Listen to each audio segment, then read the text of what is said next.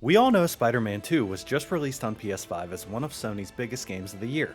And we know how fantastic the first game in the series is, along with the Miles Morales spin-off that dropped in 2020. So at least one good thing did happen that year. If you look around YouTube, you'll find there's no shortage of videos about the best Spider-Man games or rankings of all time for you to consume. But what I notice is that nowhere on any of these videos happens to feature a great Spider-Man experience that everyone seems to have forgotten about or just skipped over. Maybe it got overlooked because of the Disney brand in front of it, or maybe because it's a game inside of a game, sort of gameception if you will. But I'm here to tell you why it's a mistake to write off this incredibly fun Spider-Man experience. Hey, what's up everyone? Welcome back to Gold Coin Mountain. So glad you're here. If you're new here, please consider subscribing. Also, please like, share, comment, all that fun stuff, as it does help me get seen by more people. I'm also on a bunch of different social media places. Those are all linked down in the description. And just recently, I launched my own Patreon. If you want to go check that out, it's also linked down there. No obligation, no nothing like that. It's just there just in case you want to support me. But with all that out of the way, let's get into Spider-Man for Disney Infinity 2.0. A short backstory on what Disney Infinity is if there's anyone out there who doesn't know. It's a Toys to Life game where you collect these figures that are equipped with an NFC chip on the bottom, and then when the toy or character are placed on the base, the character comes to life in-game. As far as what you can do with them in-game, there's a sandbox mode where you can build your own adventure, or there's these pieces called playsets. And playsets are essentially story modes for certain characters. All you have to do is put down your playset pieces and your characters on the base, and you're off. This was the second version of Disney Infinity, and it heavily features Marvel, with an Avengers playset, a Guardians of the Galaxy playset, and of course the main focus here, the Spider-Man playset. It'll take you about 6 to 10 hours to complete depending on how much of the side missions or challenges you want to do. The story is based off Ultimate Spider-Man and starts you off by showing Mysterio and Green Goblin working together to essentially just be villains.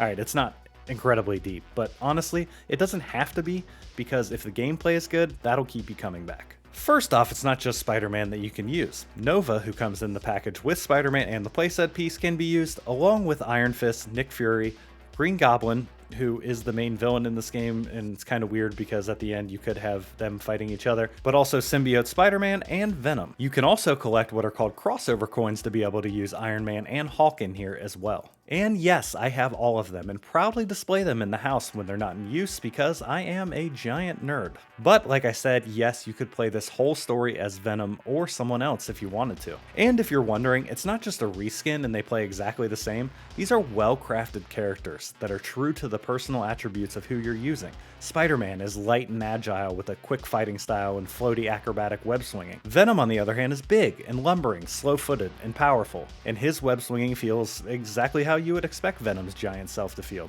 slow and heavy. And speaking of web swinging, is it as good as Spider-Man on the PS4 or PS5? No, not at all, because that's pretty much perfection. But much to the delight of everyone, it's pretty good here. I was playing on PlayStation, so I'll use that example here. You hold X to web swing through the open world, which is New York City. It's not at the level of detail where all the webs are connecting to a building. Sometimes it's definitely just your webs are somehow sticking to the open sky, but in my opinion, that's something I can look past as long as the rest of the game is good.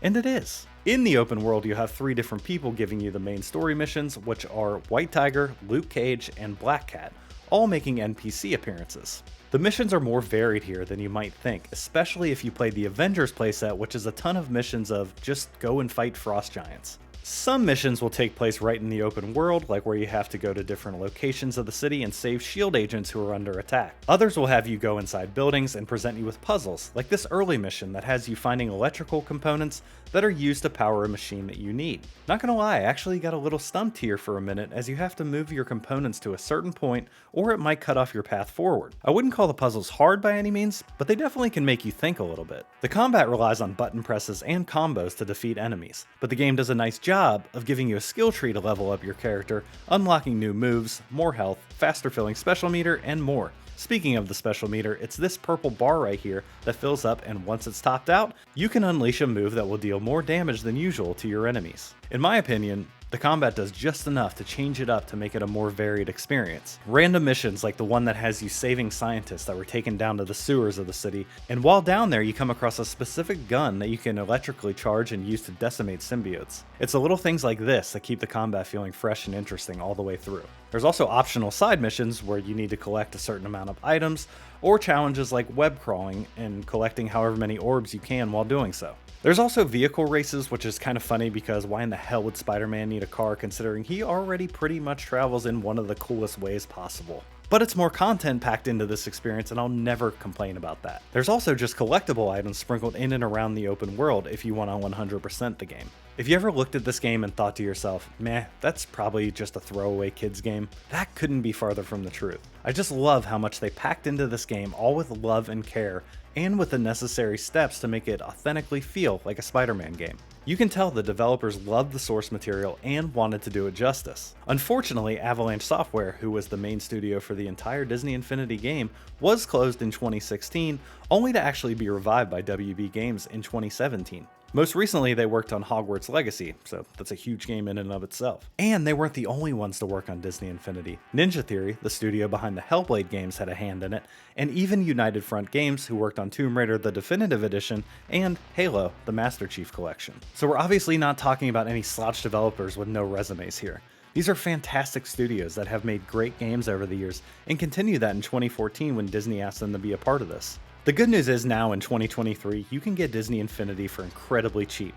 Just check eBay, Mercari, or Marketplace and you can likely get yourself a big chunk of the collection for very little money. Also, just check your local thrift stores as I see a lot of this stuff for pennies in there quite often. In my opinion, it's definitely worth your time to experience not just the Spider-Man playset, but all Disney Infinity has to offer. I've had it since release day 9 years ago, and I'm always singing the praises of this game to anyone that will listen. But for the 2.0 version, the Spider-Man playset is definitely the star of the show, and I definitely recommend it to any Marvel or Spider-Man fan, and then come back and let me know in the comments what you thought. Just trust me, I wouldn't steer you wrong when it comes to Spider-Man. Hopefully I can bring some awareness to this game with this, and maybe, get it on a few ranking videos. I know, I dream big. But anyway, that's all I really have for today. Thank you guys so much for watching, and I'll see you next time.